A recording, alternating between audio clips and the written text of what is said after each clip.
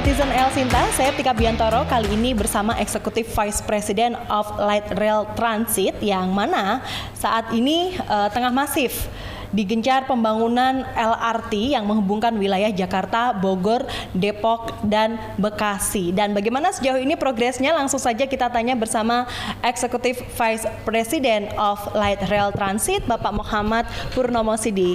Halo Pak, apa kabar Pak Purnomo? Halo, apa kabar Mbak Tika? Apa kabar baik Mbak Tika? Ya, alhamdulillah baik Pak. Pak, bagaimana sejauh ini progres pembangunan dari LRT Pak? Ya Mbak Tika. Terima kasih ini teman-teman dari El Sinta ya.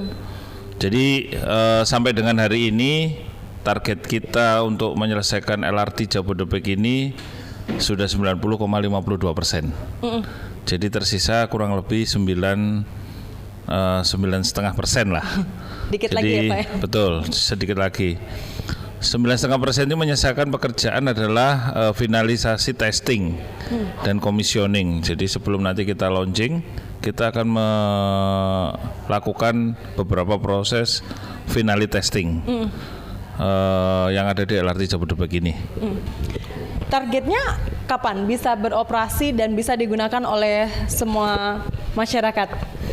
Jadi milestone kita ini ya, yang terpenting ini adalah bahwa di bulan Mei nanti kita akan memulai trial run. Jadi semua kita akan coba kereta itu kita akan operasikan sebagaimana nanti akan beroperasi, tapi tanpa penumpang. Mei dan Juni, dan insya Allah di 12 Juli itu kita akan launching, kita akan komersial on date ya.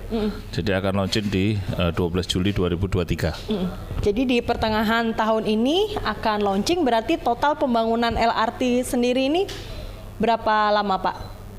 Kalau kita lihat dari awal itu ya, karena dimulai diinisiasi di tahun 2016, kira-kira ya hampir 7 tahun ya. 7 tahun pembangunan hingga akhirnya besok di pertengahan tahun ini ya Pak ya? Pertengahan Juli 2023. Mungkin bisa diceritakan Pak, apa sih Pak kendala yang paling banyak ditemui saat pembangunan LRT sendiri Pak? Sekarang ini kita mungkin memasuki masa tantangan ya, bukan kendala lagi sih. Jadi kalau kita flashback ke belakang, kalau kita ngomong kendala gitu ya. Jadi kendala pertama memang adalah karena ini adalah kita membangun suatu sistem jaringan perkeretaapian. Ini yang menjadi kendala waktu itu adalah bagaimana kita melakukan pembebasan lahan. Jadi pembebasan lahan terutama di depo.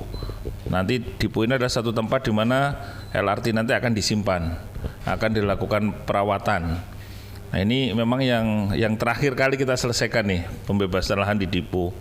Kemudian yang kedua, COVID yang jelas. Nah, COVID ini juga ternyata cukup memberikan dampak signifikan ya, penurunan activity di proyek kita ya.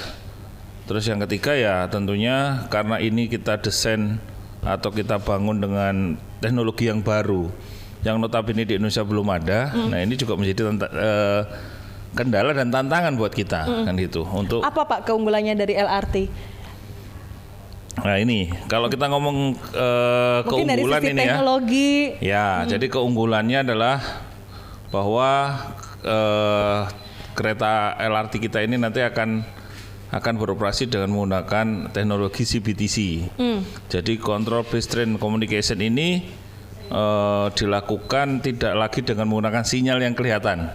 Kalau kita lihat di kereta api yang konvensional ya, kalau naik kereta api itu kan ada sinyal merah, kuning, hijau. Yeah.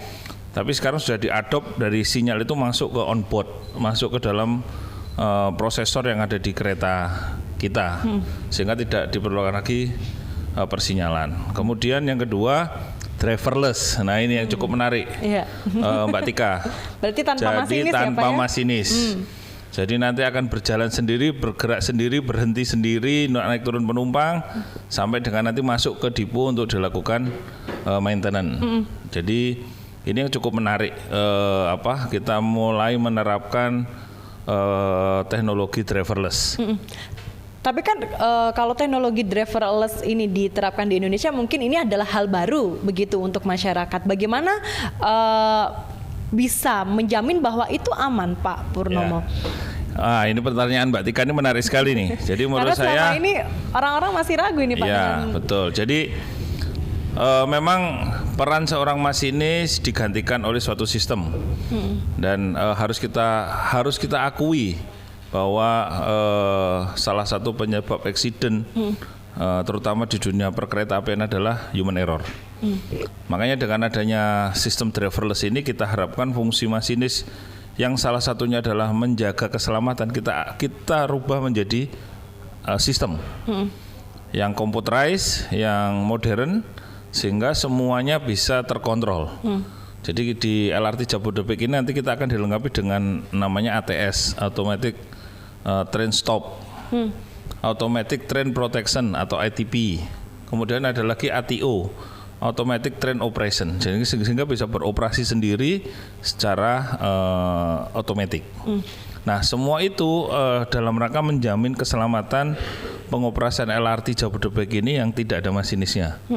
Semua akan dikontrol dari control room kita yang ada di Bekasi.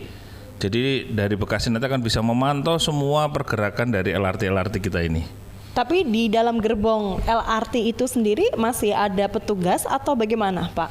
Iya Mbak, jadi di dalam satu transit kereta LRT kita itu ada satu orang train attendant. Jadi satu orang train attendant dan satu orang tenaga security.